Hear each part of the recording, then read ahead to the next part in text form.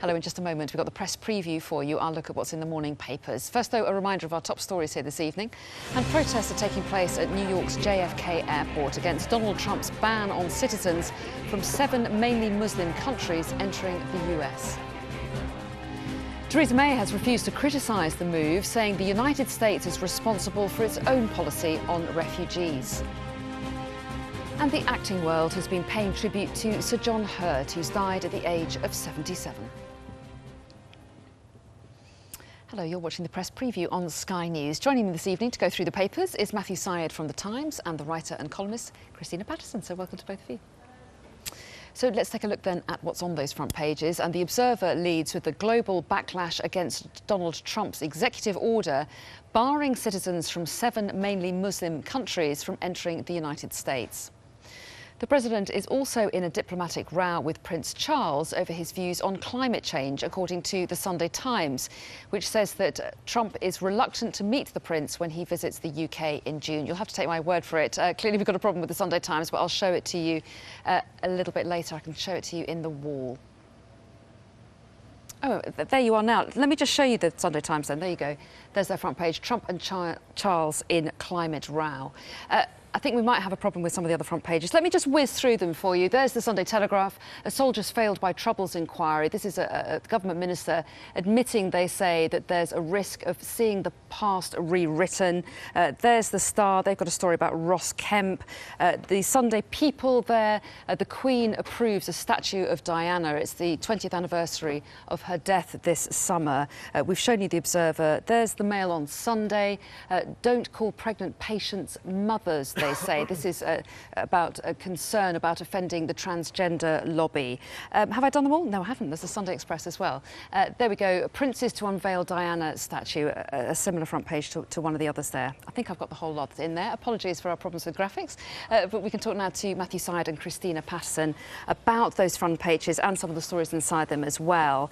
And you have, in fact, chosen The Observer to kick off with. And this is the reaction to the executive order signed just hours after Theresa May, or maybe even less than that, after Theresa May left Washington, which essentially puts in, at the moment, a temporary ban on migrants. Well, yesterday was Holocaust Memorial Day, and Donald Trump chose this day to announce probably the worst breach of human rights that we have seen in the Western world for 50 years, 60 years, hard to say, but he has essentially made an edict which it discriminates against people on grounds of their religion, which means that the neediest people escaping from the worst war in the world, which is currently Syria, have no place of refuge in the United States. There have been 5 million people displaced from their homes in Syria. Of those, 15,000 have reached the US, and of those, precisely none have been involved with or associated with any terrorist activity. He's just put a blanket ban on a number of Muslim countries. All kinds of people are now currently unable to get into the US. Wives are not able to be united with husbands who've been waiting months to travel over there because their husbands have managed to get refugee status. Very eminent intellectuals and business people will now not be able to get in. There's talk that Mo Farah will now, who's from Somalia, will now not be able to get back into his country. This is the most shocking pronouncement. And Theresa May has said, oh, we've got no comment on it. It's just, you know, if America wants to do this, we have no comment on America's policy, which I have to say, I think is disgraceful. And just to run through some of the details, they've suspended the entire US refugee admission system for 120 days. They've suspended the Syrian refugee programme indefinitely. And as you were saying, banning entry from 7 majority Muslim countries: Iran, Iraq, Libya, Somalia, Sudan, Syria and Yemen for 90 days. Do you agree with Christina's assessment? Yeah, I think the policy is indefensible for all of the reasons that Christina described. And I also worry about its indiscriminate nature. All of the people from all of these countries will not be allowed to enter the United States for the period that you've just mentioned. Many of these are moderates. Some of them are secularists. And many of them are fighting against the scourge of Islamic fundamentalism, which is such a danger to the world.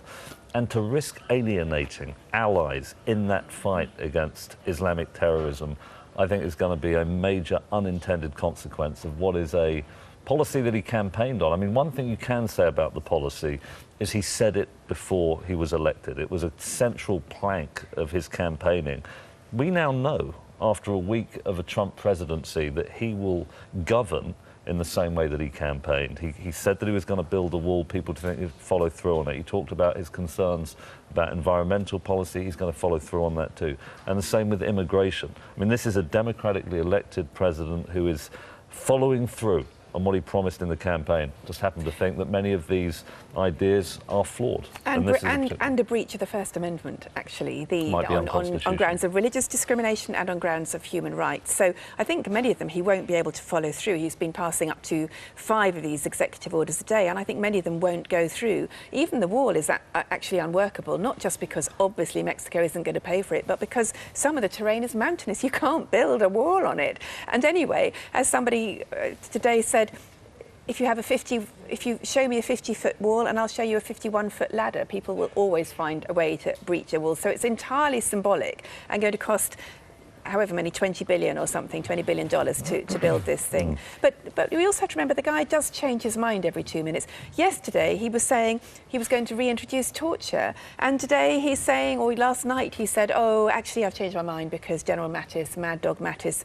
isn't pro-torture. So we can't actually trust any of his pronouncements. He's playing to a gallery, but then he won't follow through anyway. And what about Matthew's point that he did say that he would do this, these extreme vetting procedures, as he said, in the run-up to the election? There are a lot of people in America that believe him when he says he's doing this to protect America from terrorists. Well, sure, and of course it won't work. But I mean, today there are polls that show that a certain percentage of UKIP voters say that even though they know torture doesn't work, they would vote for it anyway, presumably just for the kick. I mean, lots of people love the idea of malicious discrimination of this kind, but that doesn't mean it's a good idea. And you can run on all kinds of immoral things. I'm sorry to use the comparison of some of the great dictators of the 20th century, but I'm afraid this is one of the few occasions when those comparisons are actually apt. I'm sure that Stalin, etc., well, Stalin was not elected, as we know, but Hitler was elected, and he did run on a very clear manifesto, which was absolutely counter to human rights. So I don't buy the democratic argument. People will vote for, I mean, if we had a referendum in this country tomorrow, people would vote for capital punishment. Would you be in favour of a referendum like that? I wouldn't be in favour of a referendum, but... would you be in favour of capital punishment? Hitler abolished the democratic institutions.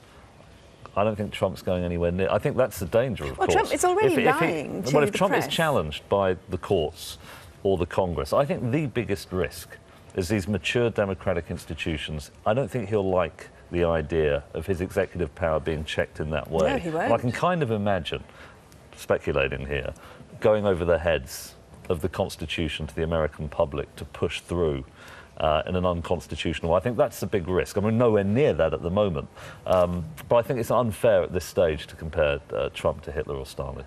And what about Theresa May's reaction? At the top of the Observer's front page there, they talk about how she was asked about this when she was in Turkey, and she didn't answer the question the first couple of times, and then she said, America's policy is America's policy. We have a very different one. I'm getting slightly... trying to find the right word, but slightly bored of these long commentaries about how awful Trump is and therefore how awful it is that Theresa May has gone and sort of sucked up to him. He is the president. He will be for the next 4 years. It is in our interest as a country to have our leader working with him as effectively as possible to pursue British interests and British values.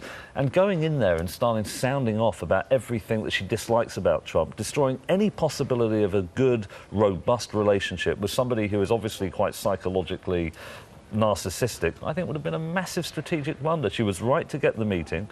She was right to go there and speak about her admiration for Trump. That gives her the leverage, I think, in the future to say, you know what, we disagree with you on this and this and this. And Trump, you mentioned General Mattis. Mattis disagrees with Trump on waterboarding.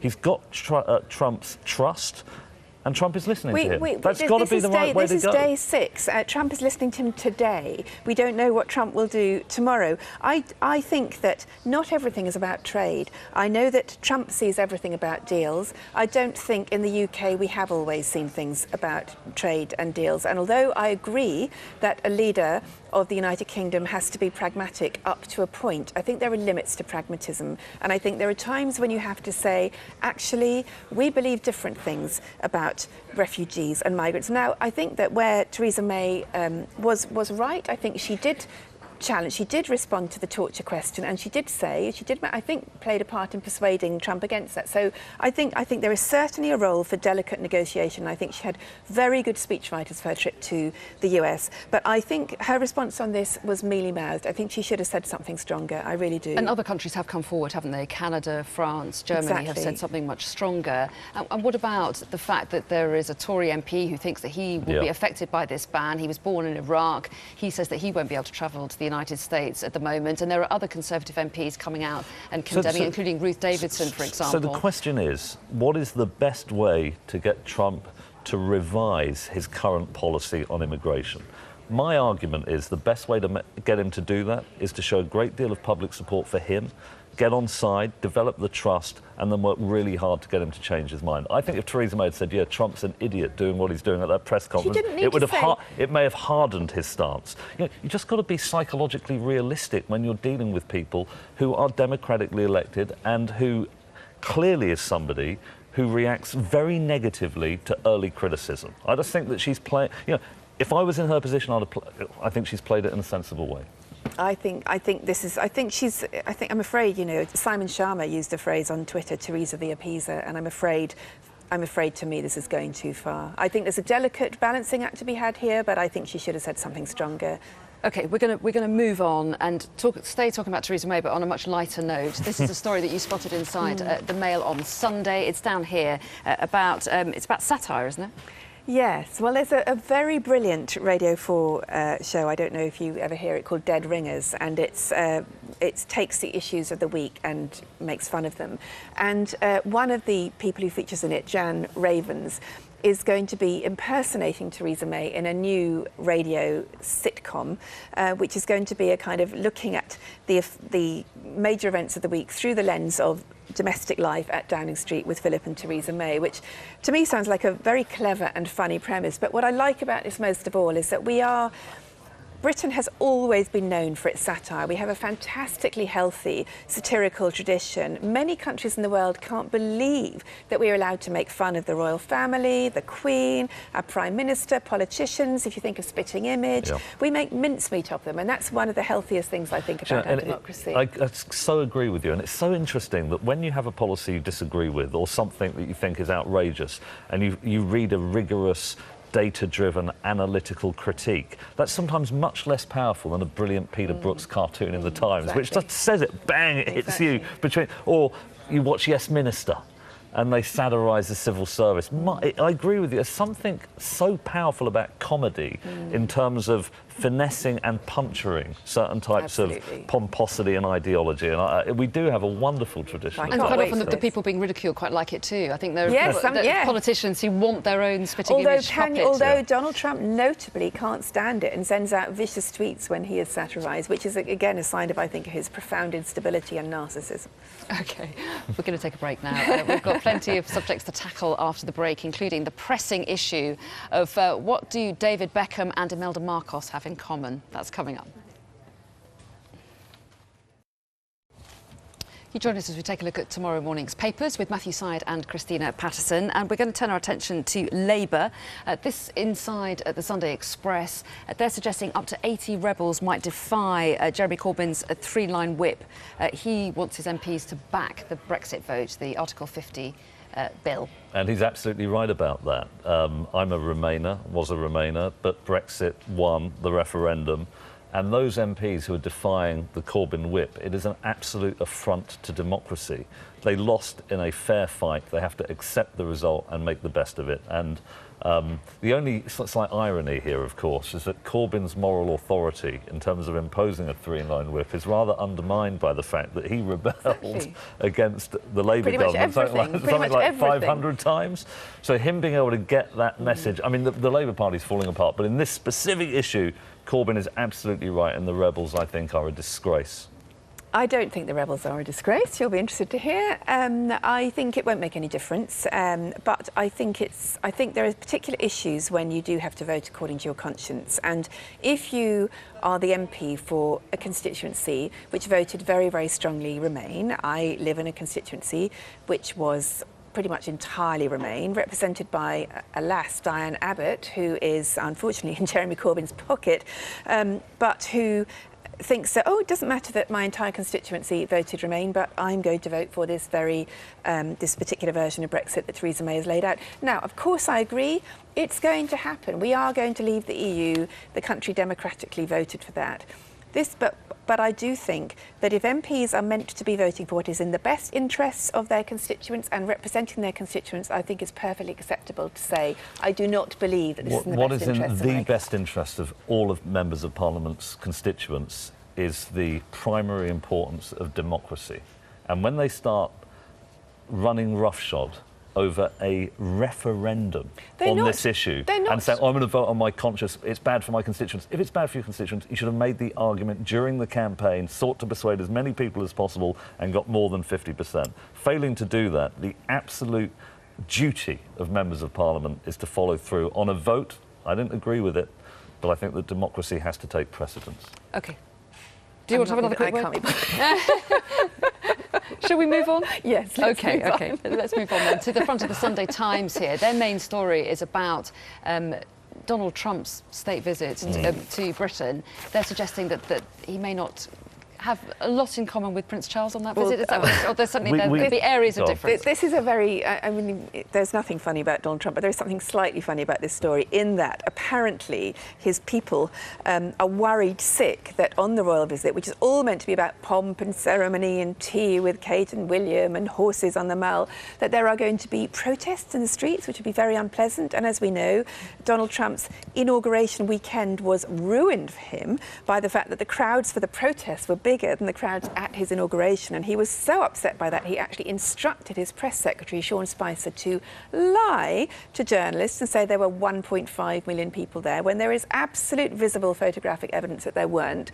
But anyway, obviously Prince Charles has spent 40 years campaigning for environmentalism. It is the cause closest to his heart. Donald Trump doesn't believe in it, but Donald Trump, alas, doesn't read, so unfortunately he won't know anything about the evidence because he won't have had any of the evidence put in front of him. And they are very worried that there will be some nasty incident when Prince Charles will give him a lecture about environmentalism and Trump will have his lovely visit to Buckingham Palace with all the horses and the tea and the shaking hand with the Queen ruined. So it is quite funny, I have to say. But there's a couple of great lines in the story. So one of them is the one he said, they don't want the president put in an awkward position where he's being lectured by Prince Charles. They want horses down the Mall, tea with William and Kate, and they want the pomp and circumstance and none of the risks associated with Prince Charles. And then later on, Downing Street officials have said that it was the president's phobia of stairs that led him to grab the Prime Minister's hand as they walked down the ramp at the White House. That is hilarious. This is a guy with so many phobias and Let's just very quickly get in David Beckham's boots because we've only got about 20 seconds. And tell us what this story in the Mail on Sunday is all about. He's got lots of them. 1,000 pairs of shoes, as many as his wife, and he talks about wearing burgundy velvet knickerbockers and white tights when he was a page boy when he was 6, which he chose. I don't like football, but I think he's fantastic, David Beckham. And this I is can't from wait to hear Desert Island Discs. Yeah, the 75th anniversary. I ghosted David Beckham's autobiography, name dropping there. So I spent a lot of time with him. But he's an amazing guy, and he says here that so I got to know his dad really well, Ted, and his mum Sandra. Great parents. And what comes across most emphatically about Beckham's character is his work ethic. How he practiced to develop his skill is a marvellous story for any young person to follow. And he's got a lot of shoes And as he's well. got a lot of shoes. OK, we're out of time, but Matthew Syed and Christina Patterson, very nice to see you both. Thanks very much indeed.